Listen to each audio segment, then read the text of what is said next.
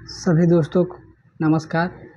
स्वागत है आप लोगों का RKGS क्लासेज में, जिसमें हम बायोलॉजी के महत्वपूर्ण प्रश्नों की श्रृंखला कर रहे हैं।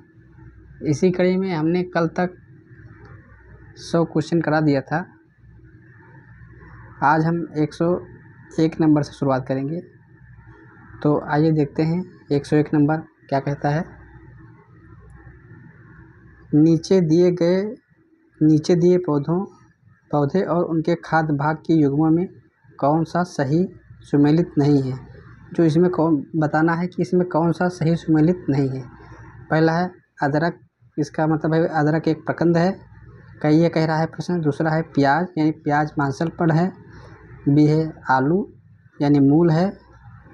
डी है नारियल, यानी भ्रूणपोष। यानी ये UPPCS 2011 में पूछा गया क्वेश्चन है। तो इसमें जो पूछा है नहीं सुमेलित है, तो इसका जो सही उत्तर होगा यानी उत्तर नंबर सी सही होगा। यानी आलू जो है मूल नहीं, बल्कि आलू एक तना है। आलू तने के रूपांतरण से बनता है। बाकी अदरक प्रकंद है। प्याज जो होता है ये मांसलपर्ण होता है, जो पत्तियां लपेटी रहती है ये मांसलपर्ण होता है। और जो नारियल होता है उसे हम भ्रूणपोष कहते हैं, जिसे हम लोग खाते हैं। इसी तरह आइए देखते हैं प्रश्न संख्या 102। फूलों के अध्ययन को कहते हैं एंथोलॉजी। बी है एग्रोएस्ट्रोलॉजी। सी है पैलिनोलॉजी। डी है फिनोलॉजी। तो फूलों का अध्ययन जिसके अंतर्गत किया जाता है उसे कहते हैं एंथोलॉजी, यानी उत्तर नंबर ए सही है। इसी तरह आइए देखते हैं प्रश्न संख्या 103 क्या कह रहा है। जीवन चक्र की दृष्टि से पौधे का सबसे महत्वपूर्ण अंग है।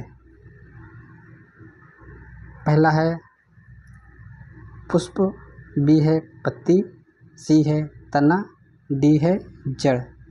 ये BPSC 1995 में पूछा गया क्वेश्चन है। तो जीवन चक्र की दृष्टि से जो सबसे महत्वपूर्ण होता है पौधे का भाग वो होता है पुष्प, क्योंकि अगर पुष्प नहीं आएंगे तो कोई भी फल नहीं लगेगा, यानी उत्तर नंबर ए सही है। इसी तरह आइए देखते हैं प्रश्न संख्या 104 क्या कह रहा है।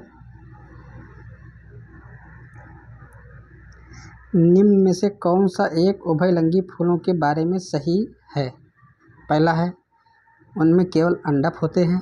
बी है उनमें पुंकेसर और अंडक दोनों होते हैं। सी है उनमें केवल पुंकेसर होते हैं। और डी है उनमें या तो पुंकेसर या अंडक होते हैं।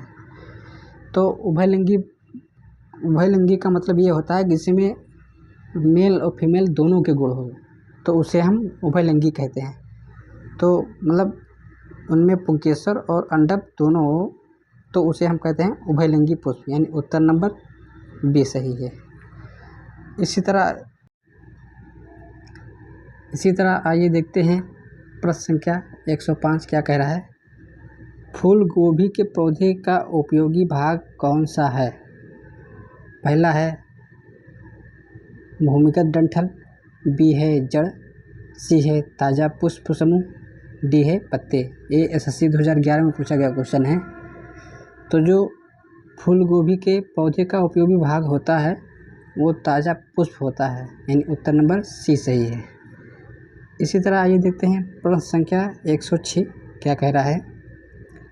सबसे छोटा फूलों वाला पौधा कौन सा है। यानी जो विश्व में सबसे छोटा पौधा है वो किस फूल का है। पहला है ओल्फिया, बी है लेमना, सी है एजोला, डी है फाइकस। ये भी SSC 2011 में पूछा गया क्वेश्चन है।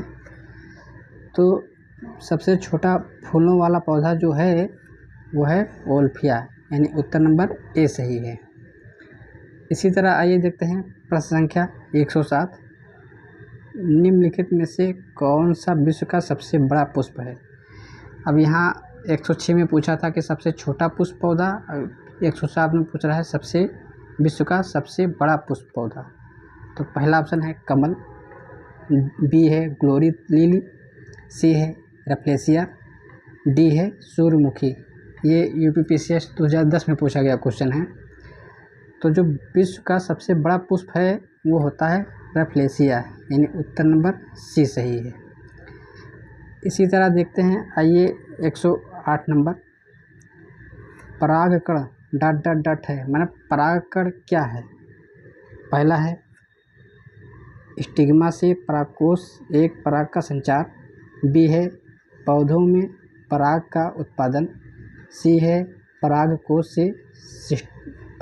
से स्टिग्मा तक पराग का संचार, डी है बीजाणु में पराग ट्यूब का विकास। ये आरआरबी यानी एनटीपीसी 2016 में पूछा गया क्वेश्चन है। तो जो परागकण होता है वो होता है परागकोश से सिस्टम तक पराग का संचार होने की जो प्रक्रिया है वही परागकण कहलाती है, यानी उत्तर नंबर सी सही है। इसी तरह आइए देखते हैं प्रश्न संख्या 109, हवा के परागकण यानी जो पोलिनेशन होता है को क्या कहते हैं। मतलब जो हवा में पोलिनेशन होता है उस प्रक्रिया को क्या कहते हैं। पहला है हाइड्रोफिली, बी है पोलिनोफिली, सी है एनिमोफिली और डी है हर्बोफिली। ये भी आरआरबी एनटीपीसी 2016 में पूछा गया क्वेश्चन है। तो हवा में परागकण जो पोलिनेशन होने की जो प्रक्रिया होती है वो कहलाती है एनिमोफिली, यानी उत्तर नंबर सी सही है। इसी तरह आइए देखते हैं आज का आखिरी क्वेश्चन 110 नंबर क्या कहता है, पक्षियों द्वारा की जाने वाली परागकण यानी पोलिनेशन की प्रक्रिया को डॉट के नाम से भी जाना जाता है। तो जो पक्षियों द्वारा परागकण करने की प्रक्रिया होती है वो क्या होती है। पहला है हाइड्रोफिली, बी है एंटोमोफिली, सी है एम्ब्रियोफिली, डी है ऑर्निथोफिली। ये एसएससी 2016 में पूछा गया क्वेश्चन है। तो पक्षियों द्वारा जो परागकण करने की प्रक्रिया होती है वो होता है ऑर्निथोफिली, यानी जो इसका सही उत्तर होगा उत्तर नंबर डी। अगर यही हम कहें कि पक्षियों का अध्ययन किसके अंतर्गत किया जाता है तो हमारा सही उत्तर होगा ऑर्निथोलॉजी। तो आज के लिए इतना ही, तब तक के लिए वीडियो को पूरा देखिए तथा शेयर कीजिए। इसी कड़ी में कल फिर एक और नए श्रृंखला में मिलेंगे। तब तक के लिए नमस्कार, जय हिंद, वंदे मातरम।